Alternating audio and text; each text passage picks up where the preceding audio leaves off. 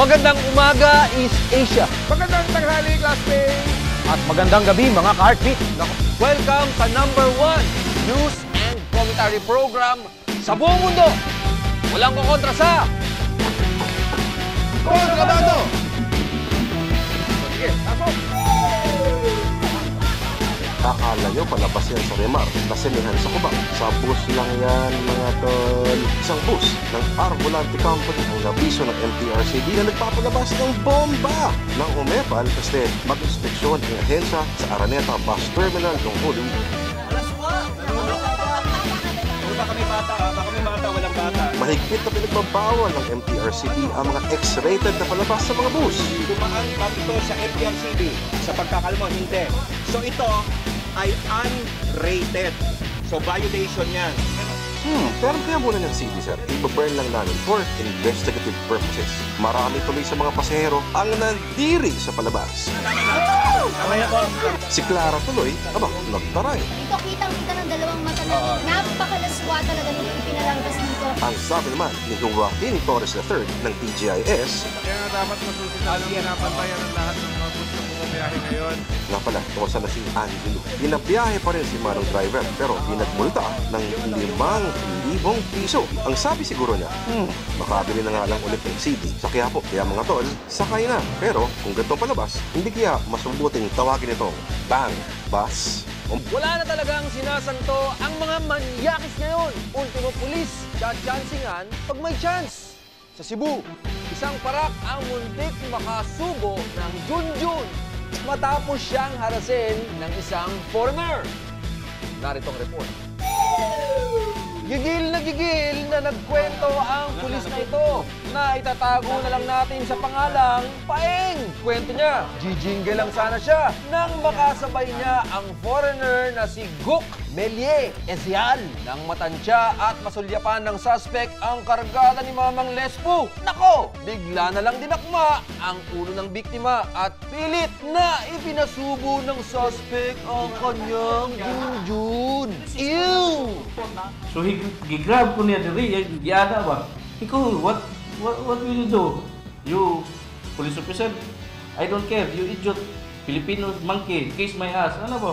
Nakasibilyan noon si Paeng, pero nagpakilala siyang pulis. Sa kabila nito, hindi siya sinanto ng suspect. Bastos yun. Kasong direct assault on just vexation at grave oral defamation ang isasampa laban sa foreigner. Paalam din sa Interpol at Bureau of Immigration ang pangyayari para agad itong ma-deport. Maaksyon! Ramon Bautista, News 5, Kontrabando.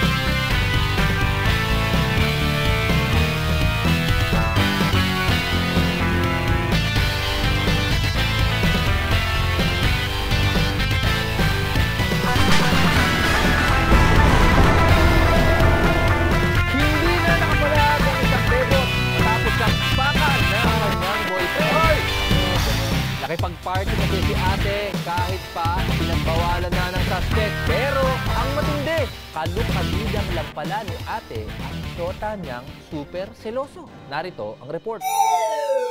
Duguan ng babaeng ito na itatago na lang natin sa pangalang Violet. Matapos jombaguin ng kanyang boyfriend, kwento ni Violet, pumunta siya sa birthday ng kaibigan. Teka, bakit namang Amerikana yung drawing kay ate?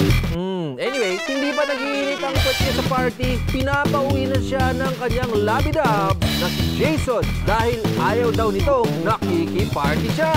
Eh, paglasing may sayad talaga yun. Pinuntahan ng selosong si Jason si Violet dahil sa takot na baka magwala ang kanyang honey bun. Napilitang lumabas si ate. Pagmura ko, seryoso minumura ko, nag-iinit ng ulo ko. Tapos tumampot siya ng bato, sinampas diretso. Nataranta siya kasi bumulwak yung bumusuhod ko. Palusot ng suspect, hindi niya sinadyang nasaktan ang nobya. Hindi mo sinadya? Eh, hinambas mo ng bato? Ginawa kong kasalanan, ginawang papawan na Kahit nag-sorry na si Dave, pinasuhan pa rin siya ni Violet. Kabit lang pala niya kasi ito! OMG! Ako siyang kasuhan kasi pinag-iwalayan ako ng asawa ko. Kasi iniisip ng asawa ko, mahal ko siya. Haba ng hair mo, te! Dahil sa isang aksidente, bumuha ang virus sa Katipunan Avenue. Pero imbes na ma-concern ng ilan nating mga bayaw kung may nasaktan sa aksidente, inuna pa nila ang instinct nila kung makakascore sila ng libre. Sakto sa amin yung mga bayaw na yan. Narito ang report. Pasag at nagkalat ang dose-dose ng case ng beer sa Katipunan. Sayang mga tol! Nawalan kasi ng kontrol ang truck na may consist nito at tumugin sa kabilang lane. Nabanggarin nito ang isang kotse at isang taxi. Sayang talaga yung mga Nung nawalan po kami ng control, tumabila na po ito, hindi na po namin napigil. Tapos yung taxi para pagpadating yung taxi. Nangayon po na ako nung bumangga siya. Ano lang siya, bumalagbag eh. Hindi ko talaga kaya iwasan eh, kasi bubundol talaga sa akin eh. okay lang kaya yung mga beer? Nagdulot ang aksidente ng matinding traffic pero may ibang umag na nanamantala at pinagpestahan ang mga hindi napasag na beer.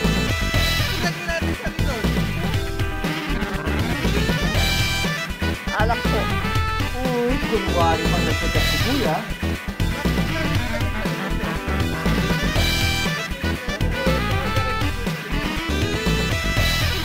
Naputol ba ang dila mo, sir? Pumayag daw yung driver ng truck. Pumayag?